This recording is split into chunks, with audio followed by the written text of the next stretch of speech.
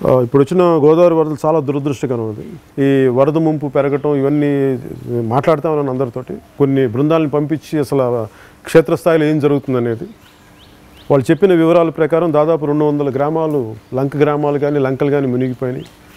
దాని ద్వారా ఒక 50,000 మంది పైగా ప్రజలు నిరాశ్రులయ్యారు. అలాగే వారందరినీ పునరావాస కేంద్రాలు తరలించడం, పునరావాస కేంద్రాల్లో వారికి ఎట్లా ఉంది, వారి పరిస్థితి ఎలా ఉంది అనేది కనుక్కుంటే పొద్దున వారి సరైన వైద్య సదుపాయం లేదు, డాక్టర్లు అందుబాటులో లేరని చెప్తా ఉన్నారు.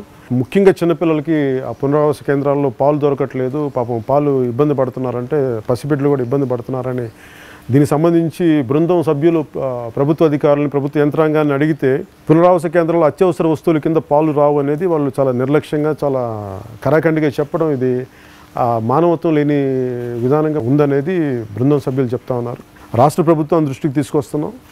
ఈ అత్యవసర వస్తువుల జాబితాలో కూడా పాలు కూడా మీరు దయచేసి జతపరచండి, వారికి పాలు అందేలా చేయండి. అలాగే మెరుగైన వైద్య సౌకర్యం కూడా మీరు అందించాలని నేను మిమ్మల్ని కోరుకుంటా ఉన్నాను. అలాగే రైతులకు సంబంధించి దాదాపు 10,000 పైచిలుకు ఎకరాలు వరి పంట, అలాగే 14,000 పైచిలుకు ఉద్యాన పంటలు పండించే రైతులు కూడా నష్టపోయారు.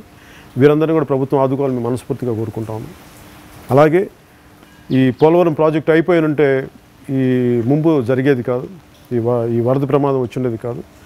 భవిష్యత్తులో కూడా ఇంకా డిలే కాకుండా ఆలస్యం కాకుండా పోలవరం ప్రాజెక్ట్ని పూర్తి చేయాలి.